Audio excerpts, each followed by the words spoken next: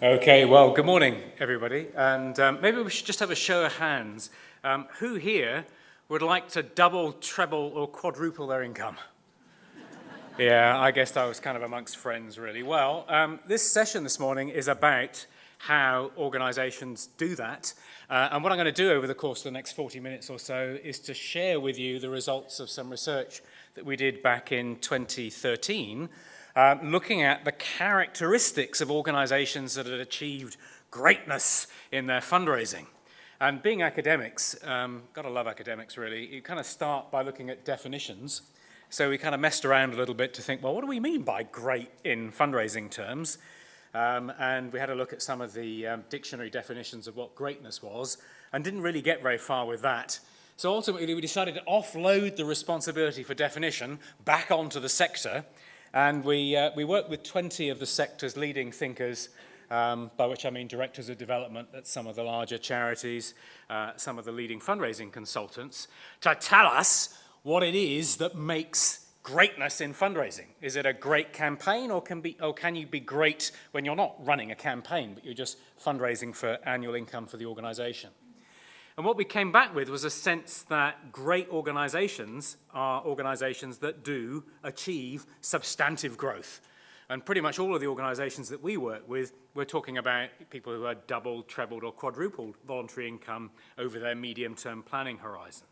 So much so that the organization concerned kind of jumped up the charity league tables as ranked by voluntary income, and so much so that the amount of income really transformed the organization's service provision, oftentimes taking them by surprise to the point where they had to really rethink how they were going to structure that service provision to make good use of those additional resources. So once we had a kind of working definition, again, we talked to these 20 folks about, well, tell us about which organizations you think meet that definition of greatness.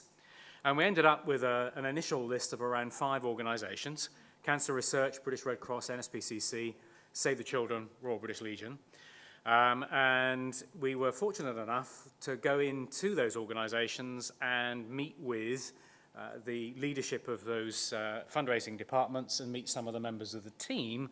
And then as we begin to get into that research project, so we effectively got to talk to other organizations in the sector as well. Now, what I'm going to do in this session is tell you a little bit about the leadership of those excellent organizations and some of the characteristics of the leaders of those outstanding fundraising functions. I'm then going to take a little bit of time to talk about some of the things that outstanding fundraising leaders do. In other words, what do they focus their time on in their organizations? What are the things that concern them? And when we first started this project, I thought that's kind of where I was going to stop, because we thought we might come up with, the 12 steps to successful fundraising or the 20 steps to this. And in fundraising terms, we kind of like that. If you look at the fundraising literature, there's a lot of these sort of 10 steps to this and 20 steps to that. And we thought, that's where we're going to be. What we discovered, though, was that there's another level to this. It's not just about, well, what do fundraisers do? It's also how they think about solving fundraising problems. So I'm going to talk about the leaders, I'm going to talk about what the leaders did, and I'm going to talk about how those leaders and those fundraising teams thought about solving their fundraising problems. So, that said, let's start by talking about our outstanding fundraising leaders.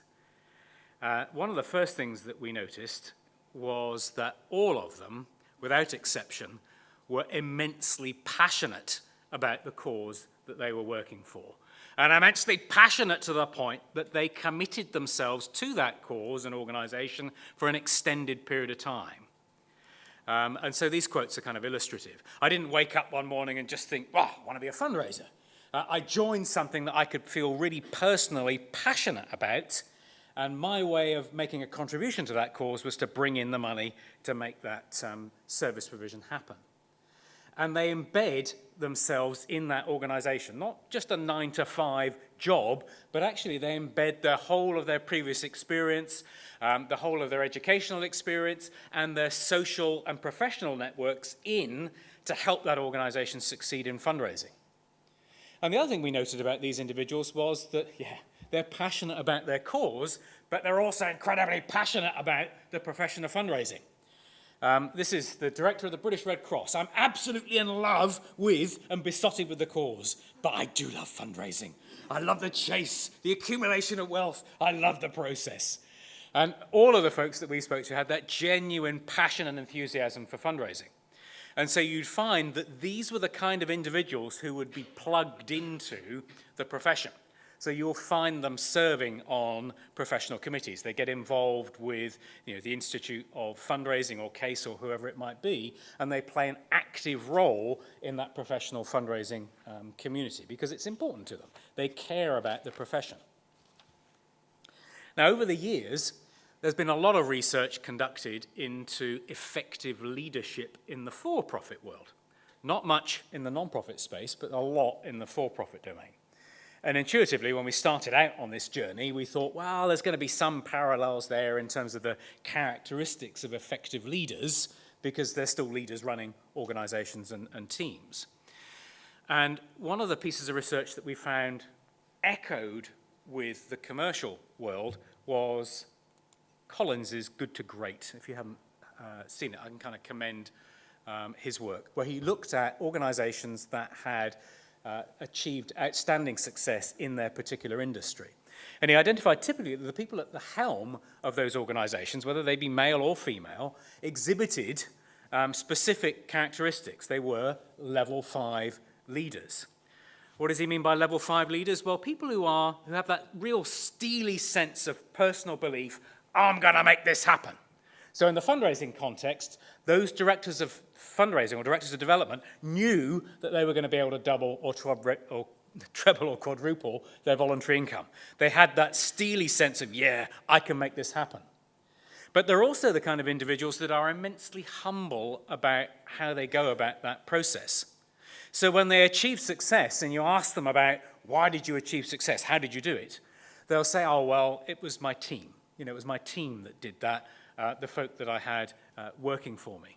Or sometimes they'll attribute it to just circumstances or a bit of good luck. But when something goes wrong, and if you set out to double or treble your income,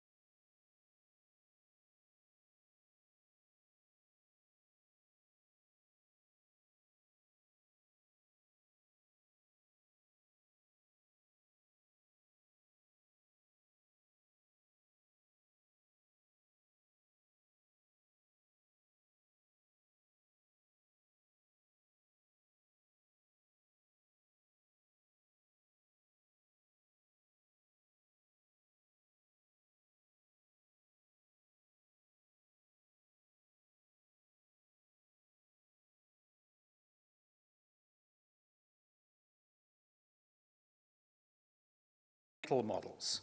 So in other words, what does success look like in our organization? And what does failure look like in our organization?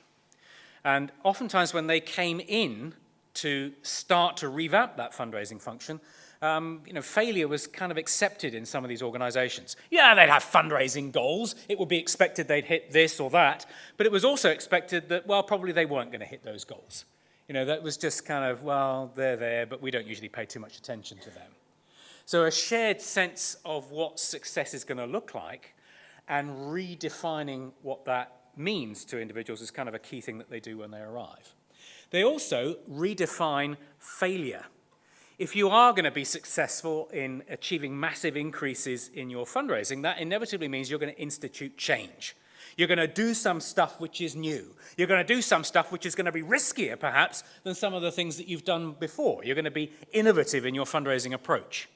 And when you do that, you must expect that a percentage of that kind of activity is going to fail. Right? But it's okay for that to happen so long as we learn from that experience and we take that learning and we apply it to what we do next year so that we can do it better or do something else and learn from that. So failure is not the failure to hit the target any longer.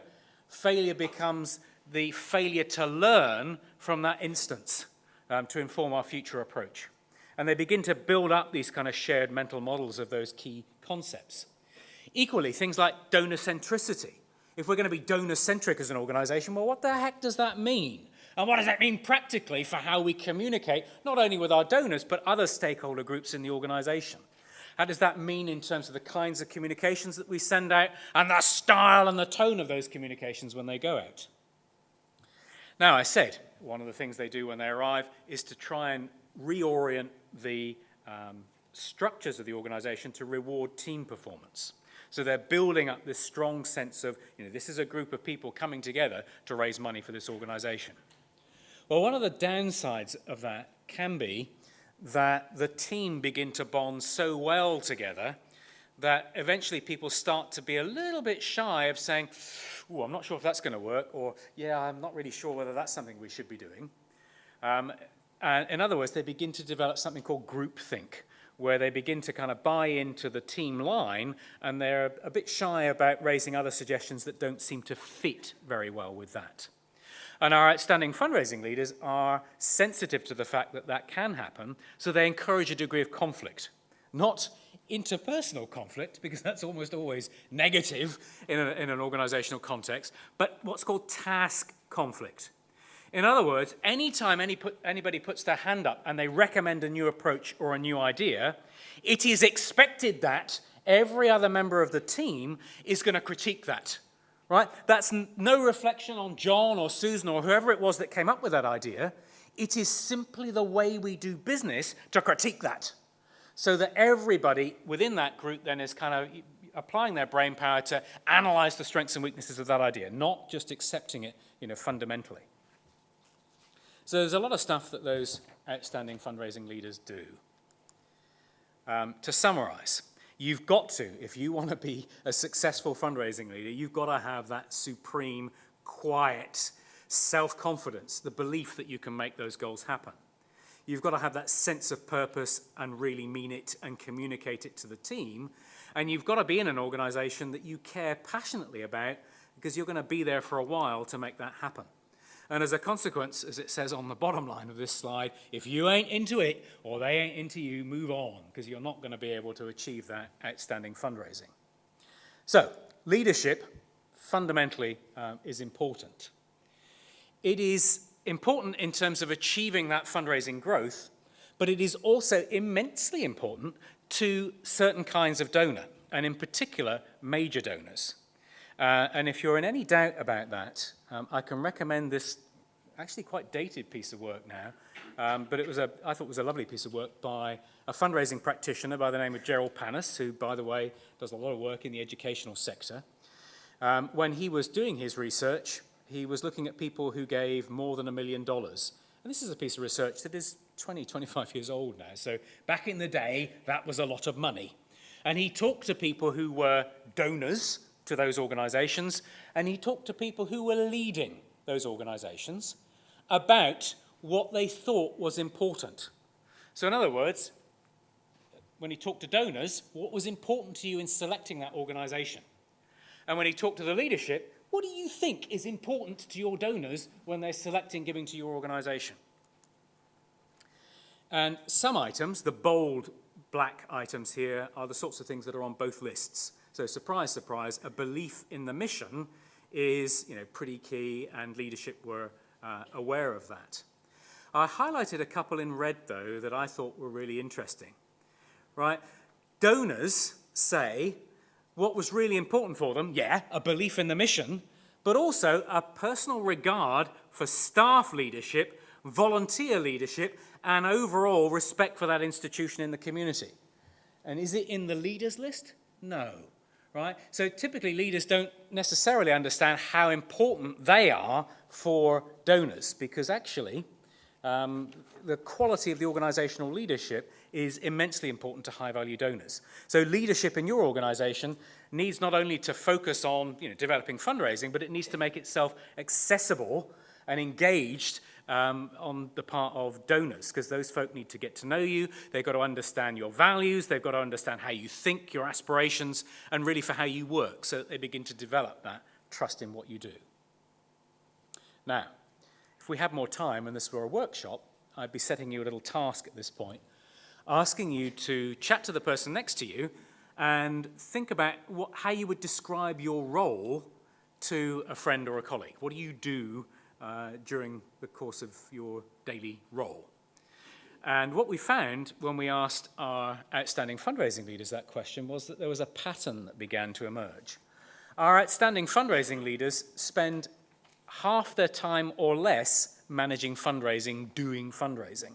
They spend half their time or more managing the organization to allow fundraising to be successful. Right, so they spend at least as much time managing that way and sideways as they do managing the overall fundraising function. It's not so much about doing fundraising, it's about releasing fundraising's potential. Now, here's a fun question. And again, if we had more time, I'd ask you to kind of brainstorm what kind of metrics are used to assess fundraising performance in your organization. And we could kind of have a little cry together about some of the things that organizations use.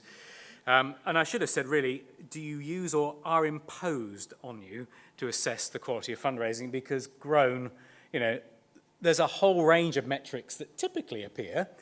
And they're all the kinds of things that, though important in terms of being diagnostic and reflecting on what we've done, are in no sense an indicator of how well the organization's going to perform in the medium or long term. They are not good indicators of longer term value. And it's almost as though some of our boards manage to park their brains at the door before they walk into the boardroom.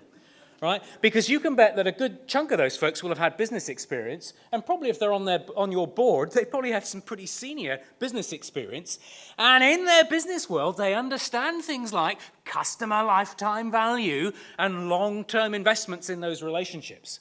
Immediately they walk through the door of the nonprofit boardroom, though, it's like they immediately forget all of that stuff, and they get focused on the wrong metrics.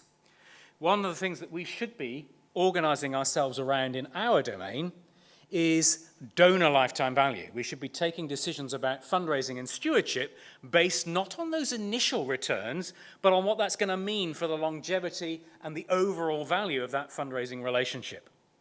In the business world, that's exactly what they do. Customer lifetime value is one of the key metrics for assessing the performance of marketing managers. It is not one of the key metrics that we use in the nonprofit sector. It should be. And to make matters worse in the nonprofit world, we don't even think about, well, what is it then that drives donor lifetime value? And maybe think about rewarding our fundraising teams or our fundraising leadership for how well they're doing in developing those drivers of longer term value. The single biggest driver of donor loyalty to your organization, watch my lips, will be donor perceptions of the quality of service provided by the fundraising team, the people that they have contact with when they're talking about gifts. Right? That will be the single biggest driver of donor loyalty. The second one will be the level of commitment that they have to your organization or your cause. And in the educational context, that in turn will be a function of the level of engagement they had when they were a student, the level of engagement that they had as a young alum, and so forth. There's other stuff we know that drives commitment. Trust is also a key driver of loyalty. Now, if I'm a major donor and I give you $5 million to create a new building somewhere, I don't need to trust you, right? Because I can see the building go up. Trust isn't as relevant in that domain. But for other donors who send you checks for 50 or 60 pounds, they don't know actually what you did with that money. And so the mechanism for them is, do they trust you to do what you said you were going to do in terms of the impact on the beneficiary of that gift? And so those three things together really are the key drivers of loyalty. I added a fourth here because I think it's key in the educational domain, is what are people saying about themselves when they give to your organization? And they'll have an identity, for sure, as an alum of your organization. And the strength of that identity, the nature of that identity, the depth of that identity will all be key drivers of how much loyalty they feel to your organization. Well, if those are the things that drive longer-term value, why are we not remunerating our fundraising teams in part for how well we're doing on those things? It's sad across the whole of the fundraising sector, I'm not talking here about education, I'm talking about the whole of the fundraising sector, that I have yet to meet a single fundraiser who is remunerated in part for how good they make their donors feel. Right? In the commercial world, that is routinely what they do. The single biggest growing metric for the assessment of the performance of marketing managers is how good do the customers feel about the quality of service that we provided as an organization. In the fundraising world, we are some way behind that yet. And I hope before I retire that there will be at least a few fundraisers who are remunerated for how well they're doing in developing some of those things, because that's what drives longer-term value. Now, here's the third task. Again, if we had more time, I'd suggest it might be worth thinking about what goals you have for your fundraising and how, in a diagram, you would kind of draw those, right? So how, if you're trying to represent your fundraising goals in the organization, do you see them interconnected? And when we talk to our outstanding fundraising leaders, there's a pattern in how they would answer that question. So if I were to ask you to represent your fundraising goals in a diagram, you might represent them something like this. You might say, well, these are our short-term goals, and when we've achieved those, we go on and we achieve our medium-term goals. If you have a longer-term planning horizon, you might demonstrate something like this. You might say, well, these are the short-term goals, these are the medium-term goals, these are the longer-term goals of the organization. That's not how our outstanding fundraising leaders see their fundraising goals. They see it like that, right? They see it as an interconnected system. So when they're taking decisions in the here and now, they're taking those decisions with an eye to what that's going to mean for the medium and the longer term health of their fundraising function. Now, that's not to say if there's an emergency that they can't suddenly snap back to taking a decision that's purely short term. But what it is to say is that they recognize the complex relationship between the different fundraising goals, and they are not willing to sacrifice their medium-term and longer-term performance simply by taking a decision that's only going to be optimal in the short term. So they recognize the complex web there, and they take decisions that optimize that longer-term performance. What else? Well, they wouldn't use these words, but all of our leaders that we talk to, I would describe as systems thinkers, right? Systems thinkers in terms of those fundraising goals, but systems thinkers more generally. What does Adrian mean by that? Well, these are people who are able to identify the big picture. If they're going to double or treble their income, they're able to identify in the environment all of the relevant bits and factors that they might need to help them solve the fundraising problems in their organization to achieve that greatness. What they start with is a sense of what out there in my experience, what out there in the environment, what out there in terms of what other organizations are doing, what out of all of that might be a good realm for me to look at to solve my fundraising problems. what too many organizations do is they start not from there, they start from down here. They start by thinking, well, we've only got a budget of a few thousand, and there's a limit to what our board's going to allow us to do this year, and I probably couldn't get permission from the head to be able to do something like that. So they start from all the constraints, right? And then, surprise, surprise, you end up with a very limited strategy at the end of it. That's not what our outstanding fundraising leaders do. They start from looking out across that broad picture to see what might be relevant to help them solve those fundraising problems. We'll worry about the constraints afterwards, because, oh, by the way, some of that stuff might help us relax some of those constraints. So they think in a very particular way. They also think at a pretty decent level of complexity. And they think and rethink the nature of the problems that they're trying to solve. In other words, they iterate. So they're starting to think about their problems in different ways. What might be the problem when they started out might not be the problem actually they have to solve to be able to punch fundraising to the next level. I'll give you one little example of that. The NSPCC's Full Stop campaign was a campaign to raise 250 million back in the early 2000s. And in those days, that was a whopping amount of money. Well, by about 2002, 2003, they'd raised 125 million, a half of that target, and they were starting to, in their words, run out of a little bit of steam. There was, they weren't able to generate quite as much income coming into the organization. Self-doubt was beginning to creep in, and the team were beginning to lose their belief that they had any chance, really, of hitting that 250 million overall.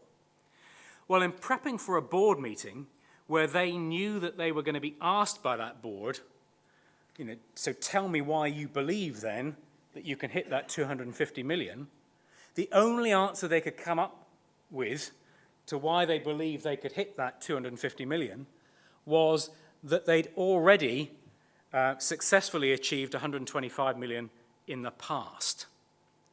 And then they thought through, well, if that's the answer we're going to give, what does that mean, really? And they realized that their problem was not that they had to raise the second half of that 250 million, which was an immensely daunting task. They realized that actually their problem was to raise another 125 million. Why is that a significant shift in thinking? Well, because they've already done it, right? They already raised 125 million in the past. So the problem is not how we're going to raise the balance of the 250, it's how are we going to do that again? So instead of looking forward, they have to look back, and the problem became one of, can we raise another 125 million again?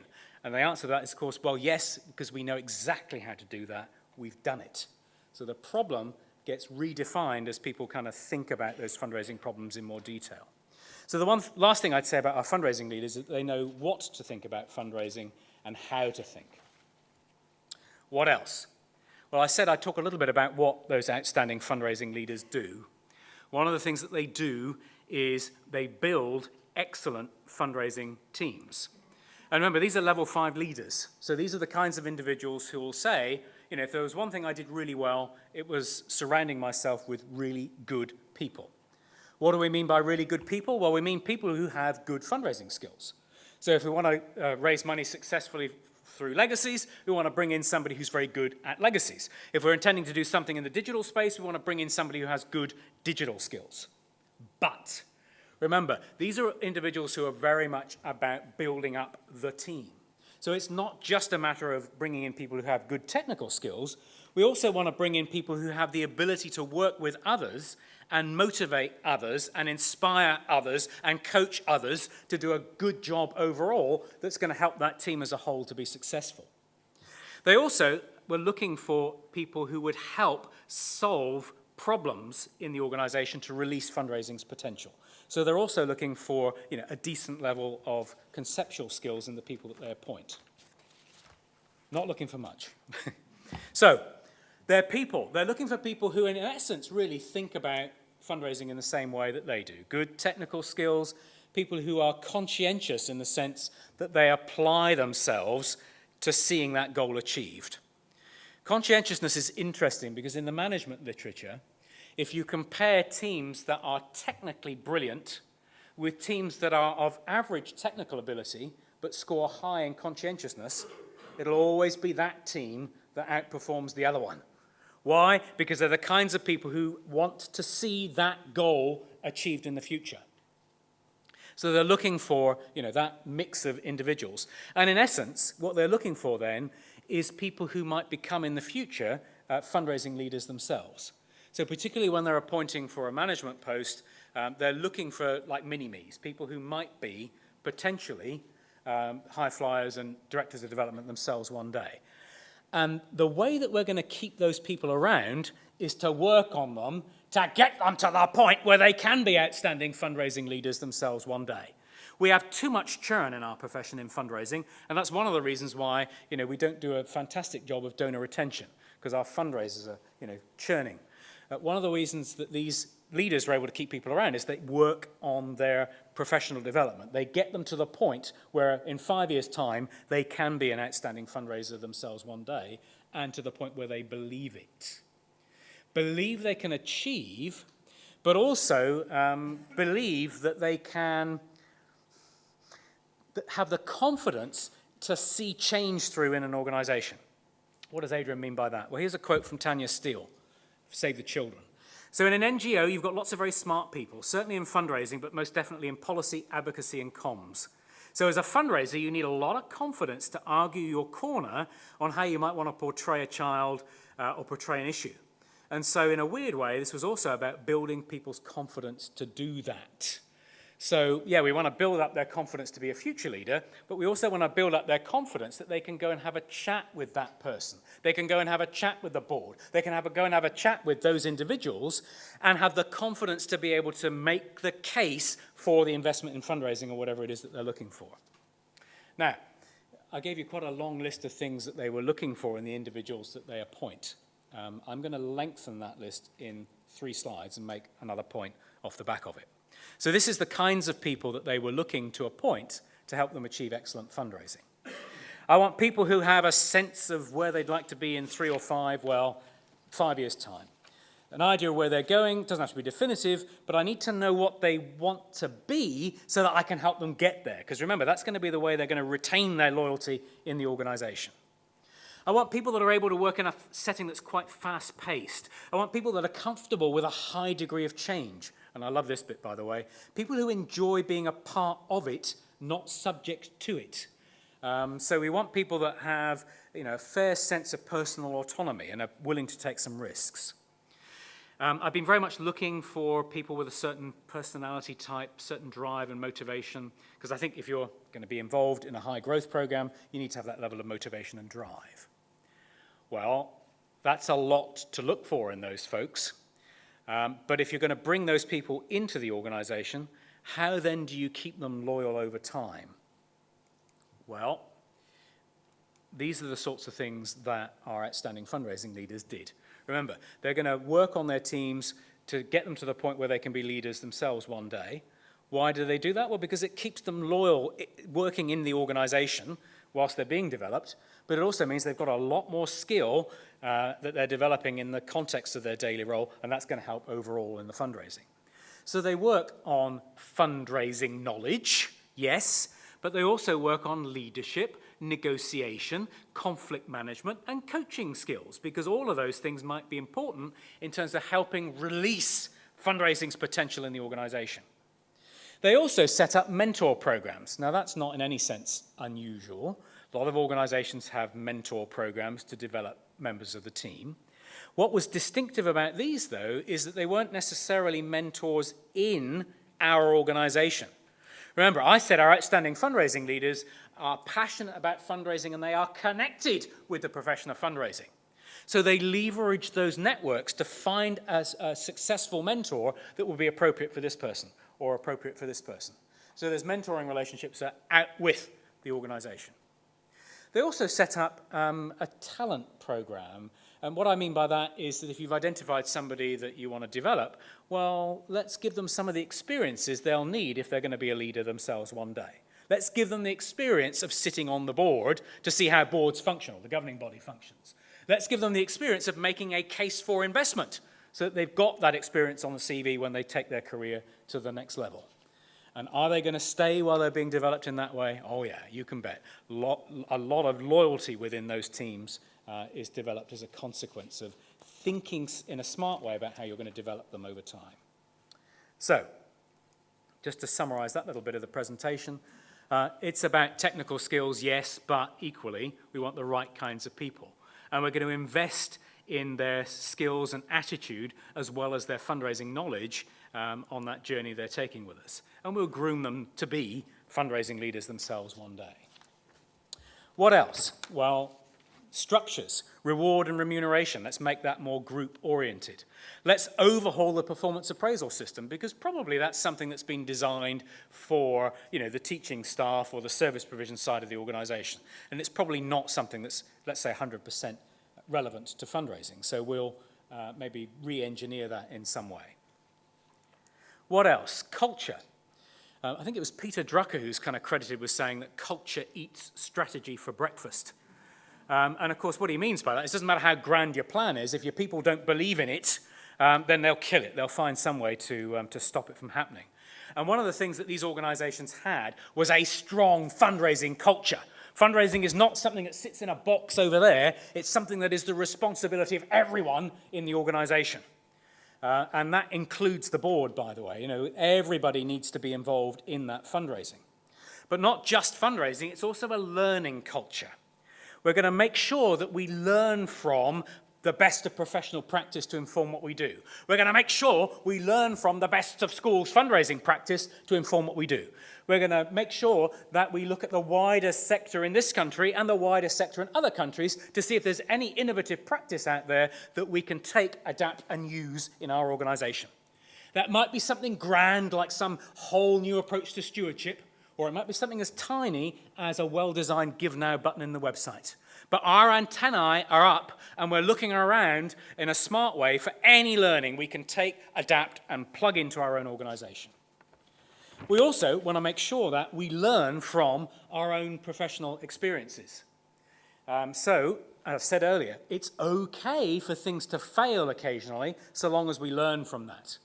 So if we're trying out new ideas, let's track the performance of the implementation of those ideas, learn from that, interpret the knowledge, and this is the important bit, change something at the end of it. Too many organizations stop at the second point.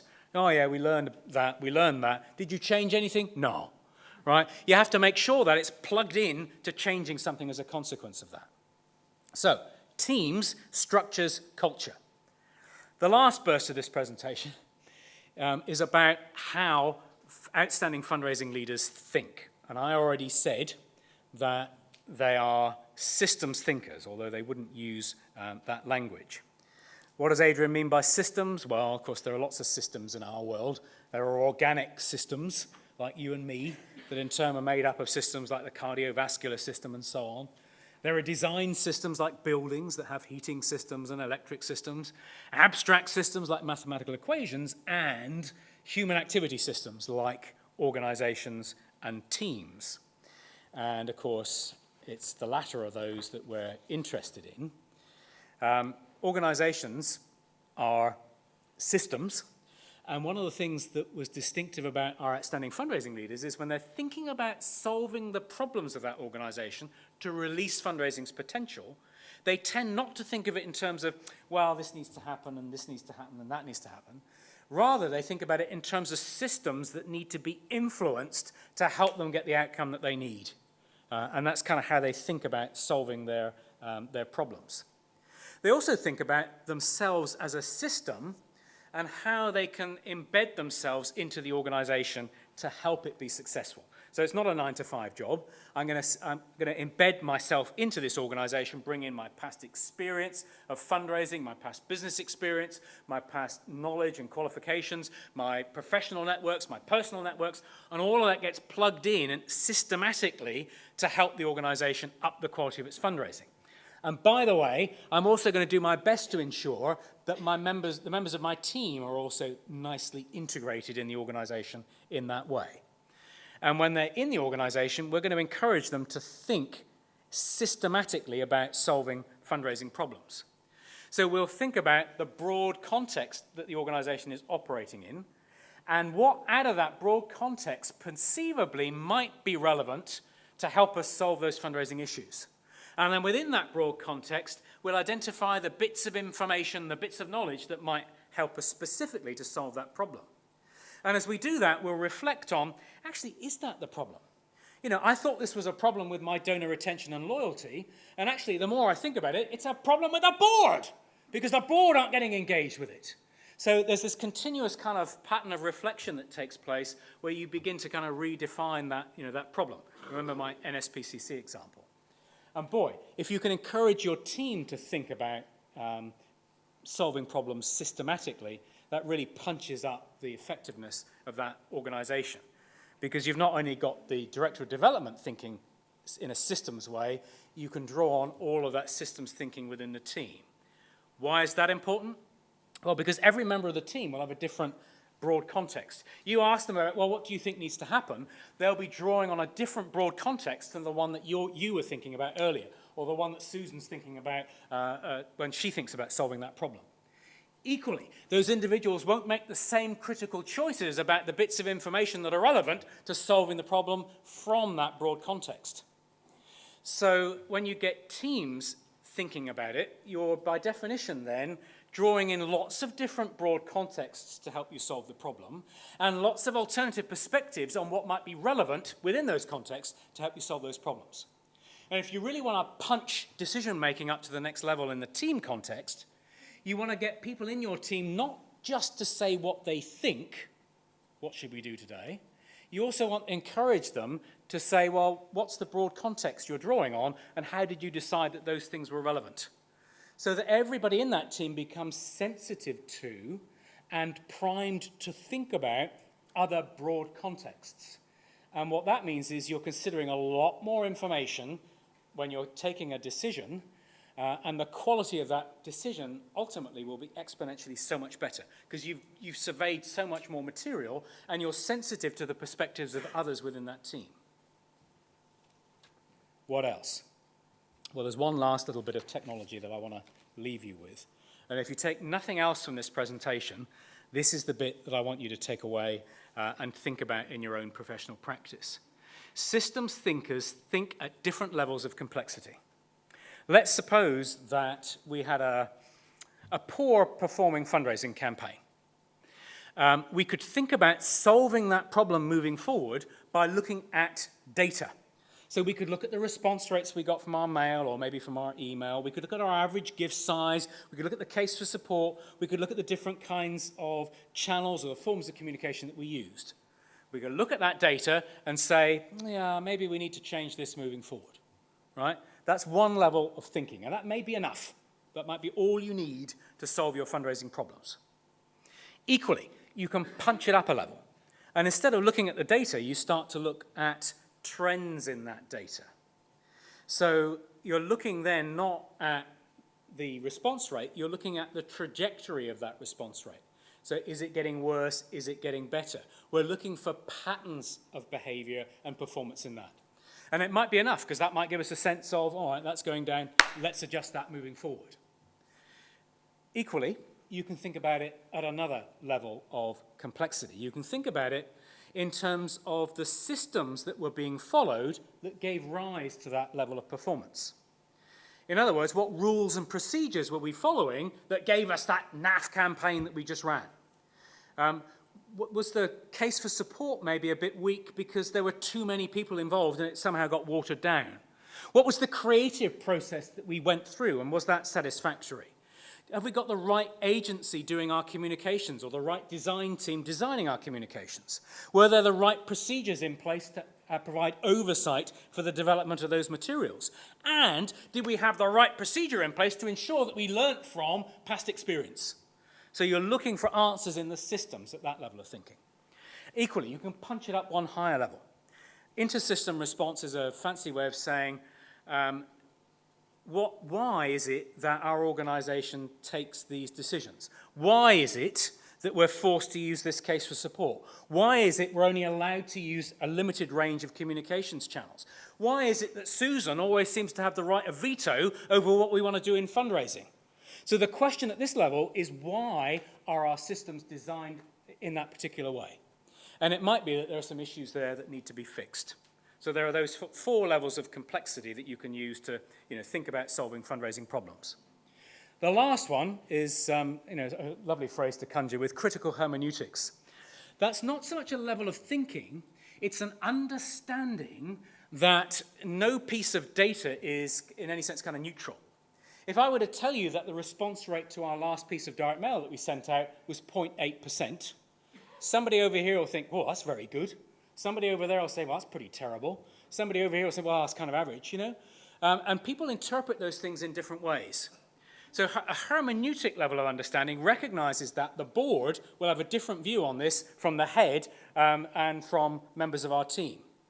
And so when we begin to understand how they're going to interpret data, how they're going to see patterns in that data, the systems that they're going to see as responsible for those issues, then we're much better placed to go and have conversations with those folks about putting things right. Because we began to understand their perspective, and that's going to help us maybe have a decent argument with those folks to make our case. So, summarizing this little bit of the presentation, what do you need to do if you want to be great? Well, you've got to be consciously aware that whatever understanding you come up with is only going to be a partial reflection of that reality. You might think that response rate was pretty good, the board might not, and you've got to be prepared to educate or communicate or whatever to get your message across. You've also got to be aware that when you're solving fundraising problems, you can think about those problems at different levels of complexity. So you should be prepared to iterate through those different levels of complexity to see where the right solution for your organization might be. So as a fundraiser, you need to be prepared to consciously broaden your thinking to those different levels. As human beings, we do a little bit of that naturally, right? But if you think about my structure there and you force yourself to think about the fundraising issues in that structured way, you force yourself to think about it at different levels, and you might gain additional insight. And as you're doing that, and you're thinking about the problem through those different levels, think about whether the problem itself needs to be redefined. It might have started as a problem with a response rate. It may end up with a problem with the head or a problem with the board or whatever. So, we talked about the things that fundraisers do. We talked about the characteristics of effective fundraising leaders, and we talked a little bit too about how fundraising leaders think about solving fundraising problems. So, what do you have to do if you want to be great? This is my last slide. You've got to pick a cause you believe in and commit to it for a decent period of time to give you time to achieve that substantive growth. You've got to think well and think long term. Remember the relationship between those objectives I showed you earlier. Whatever you do in the here and now has to be done with one eye at least on the longer term. You've got to set an outstanding fundraising culture in the organization, but also a culture of organizational learning. You've got to make sure that your teams, the people that are working for you, are developed and invest in making them great one day themselves, because they'll love you along that journey and they'll stay with you for that extended period of time whilst you're helping them to develop to the point where they can lead themselves one day. You've also, remember they wouldn't use this language, but you've also got to make sure that you inculcate systems thinking in your team. You'll get a much better quality of decision making as a consequence of that. And think about where you're spending your time. If you're worried about the minutiae of fundraising, you ain't going to double or treble your income. You have to spend at least half your time managing the organization to release fundraising's potential. And oh, by the way, if you do all of that, something magical will happen. Yes, you'll start to grow the income of the organization. You might succeed in doubling or trebling it. But along the way, the organization will begin to change the way that it sees fundraising.